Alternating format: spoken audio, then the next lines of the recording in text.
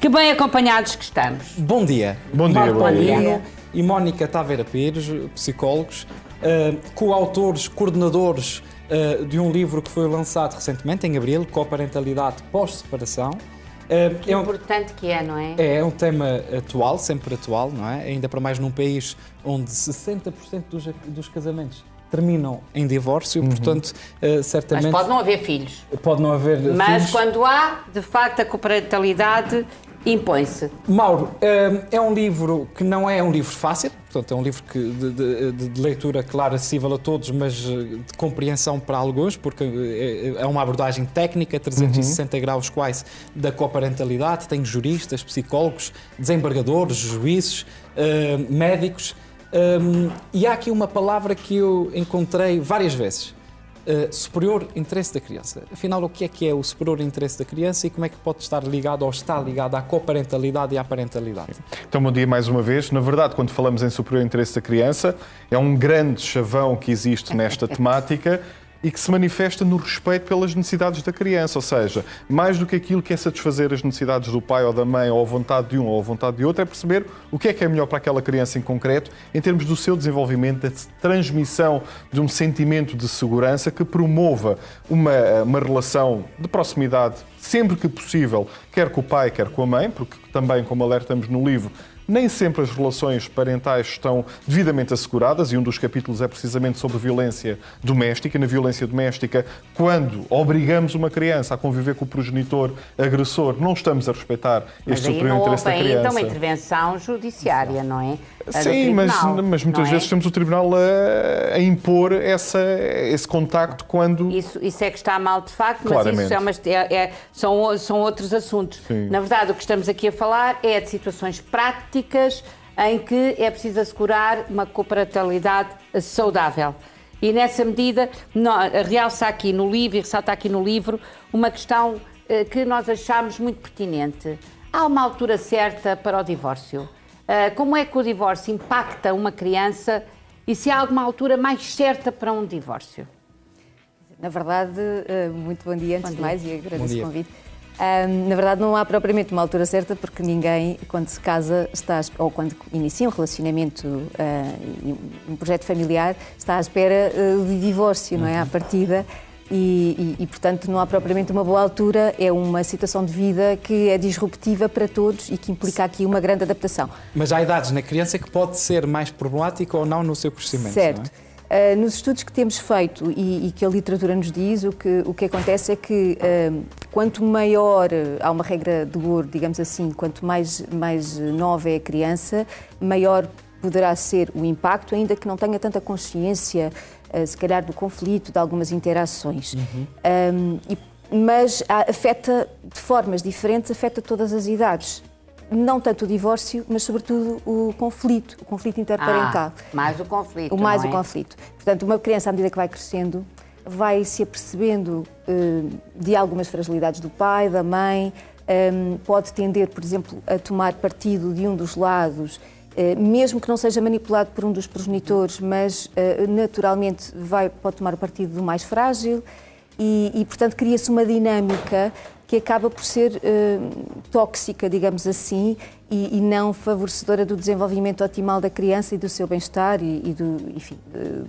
É que muitas vezes os pais estão preocupados em resolver o seu problema, a sua adaptação, a sua mudança de vida, com tantos fatores, não é? Mudanças de casa, situações económicas, a relação entre familiares, que esquecem-se da criança, não é?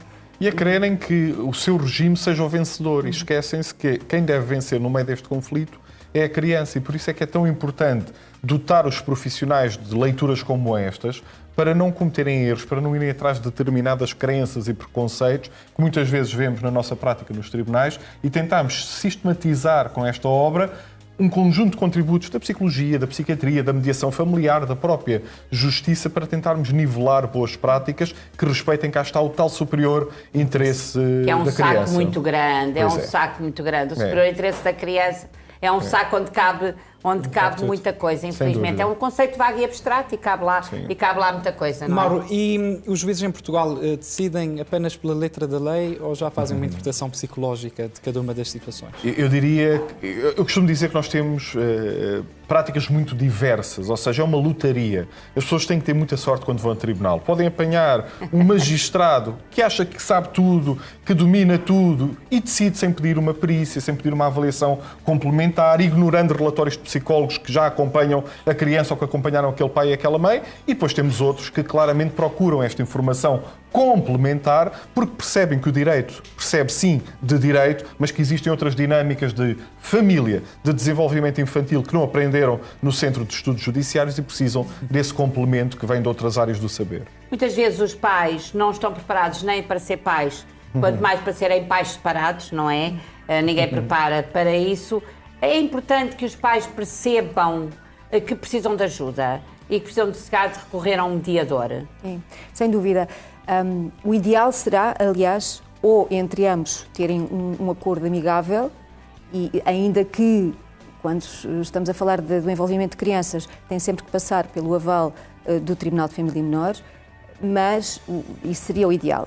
O passo a seguir será a mediação, mas que ambos têm que ter vontade de não só defender os seus interesses e necessidades enquanto família, enquanto indivíduos, e o interesse, obviamente, da criança, mas escutar e estar aberto a ver aqui alguma flexibilidade para negociar. E, mais uma vez, em situações de elevado conflito ou em que a litigância se vai prolongando ao longo do tempo, isto deixa de ser possível, porque não há capacidade de escutar o outro e haver esta negociação constante. Portanto, em alguns casos não é possível, poderão haver também ofertas terapêuticas individuais ou, digamos assim, de formação parental, quer psicoeducativa, quer de aconselhamento parental. Isso pode facilitar à consciência dos seus próprios problemas, a sua resolução, para deixarem de estar centrados nas suas necessidades e passarem a olhar para o interesse da sua criança, que deve ser sempre colocado, ou das suas crianças, à frente dos interesses dos pais, ainda que tenham, obviamente, vicissitudes e constrangimentos familiares. Não devem perder nunca isso de vista. É uma situação realmente difícil que só no dia-a-dia é que se consegue gerir. Até porque muitas vezes, Ruben, há famílias que já são famílias múltiplas. Ou seja, nós temos famílias em que temos o segundo casamento ou o terceiro casamento com múltiplos filhos, com uma gestão de parentalidade muito difícil. E eu gostaria de perguntar ao Mauro, porque um dos capítulos que ele aqui escreve fala sobre a questão, o vínculo psicológico e o vínculo biológico. E que às vezes o vínculo psicológico é tão ou mais importante que o próprio vínculo. Por exemplo, uma madrasta, não é? Exatamente. Uma madrasta, uma madrasta ou um padrasto que acompanha o crescimento da criança desde o seu nascimento até aos 10, 12 anos e que depois separa-se do pai ou da mãe biológica, não tem qualquer tipo de proteção.